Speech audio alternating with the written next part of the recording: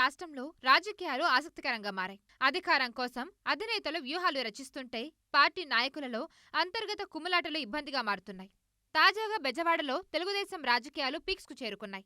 ఒక పక్క టీడీపీ అధినేత చంద్రబాబు వచ్చే ఎన్నికల్లో ఎలాగైనా విజయం సాధించి అధికారం చేపట్టాలని భావిస్తుంటే, మరోపక్క పార్టీ నేతల మధ్య, అందున అన్నదమ్ముల మధ్య చోటు చేసుకున్న వివాదాలు చిలికి చిలికి గాలివానగా మారి రోడ్డెక్కడం చంద్రబాబుకు షాక్ అనే చెప్పాలి. అంతా కలిసి పనిచేయాల్సిన చోట చిన్న చిన్న విషయాలకే పార్టీ నేతలు కుమ్మలాటకు పాల్పడడం చంద్రబాబుకు తలనొప్పిగా మారింది.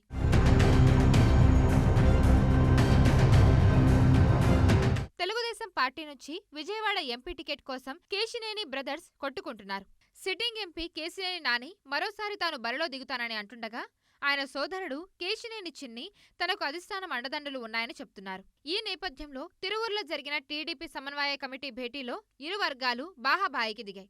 ఈ నెల 7న తిరువూరులో చంద్రబాబు సభ ఉన్న నేపథ్యంలో ఏర్పాట్లపై స్థానిక నేతలతో సమన్వయ సమావేశంలో పాల్గొనడానికి కేశినేని నాని, కేశినేని చిన్ని తిరువూరుకు వెళ్లారు.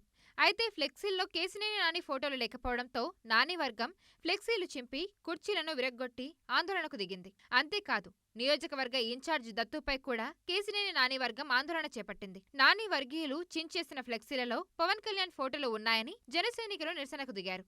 దీంతో వారు తీవ్ర అభ్యంతరాన్ని వ్యక్తం చేస్తూ సమావేశంలో పాల్గొనకుండా వెనక్కి తిరిగి వెళ్లిపోయారు. మా కుటుంబం 1982లో రామారావు గారు పెట్టిన కాడి నుంచి తెలుగుదేశంలో ఉన్నా, తెలుగుదేశానికి పరోక్షంగా సపోర్ట్ చేశాం. నాకు బాధ్యత లేదంటానికి ఎవరు, నేను తెలుగుదేశం కార్యకర్తని, నేను ఎక్కడికన్నా వెళ్ళొచ్చు. నేను చంద్రబాబు నాయుడు గారి సభ ఉంది కాబట్టి ఎక్కడికైనా వెళ్ళొచ్చు, వెళ్తాం, సభను విజయవంతం చేసుకుంటాం, వస్తాం. కాబట్టి చంద్రబాబు నాయుడు గారే వద్దంటారు. కార్యకర్తలు ఎక్కడికైనా వెళ్తాంటే చంద్రబాబు నాయుడు గారు వద్దంటారా? ఈ మధ్యలో ఉండే నాయకులు చేసే పనులకి మేము బాధ్యులం కాదు.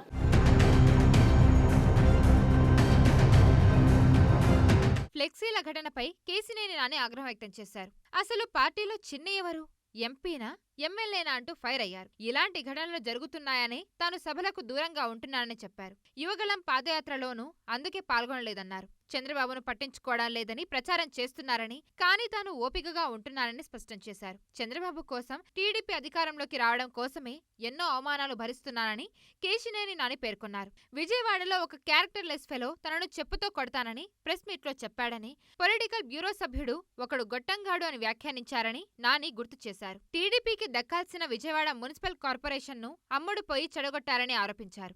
ఏడాదిగా కుంపటి రగులుతోందని, ఈ వ్యవహారానికి ఎక్కడో ఒక చోట ఫుల్ స్టాప్ పెట్టాలని కేశినేని పేర్కొన్నారు. దీంతో బెజవాడ బ్రదర్స్ పాలిటిక్స్ పీక్కు చేరినట్టుగా రాజకీయ వర్గాల్లో చర్చ జరుగుతోంది. మరి తాజా పరిణామాలతో చంద్రబాబు వీళ్ళిద్దరి వ్యవహారంలో ఏం చర్యలు తీసుకుంటారో అన్నది తెలియాల్సి ఉంది.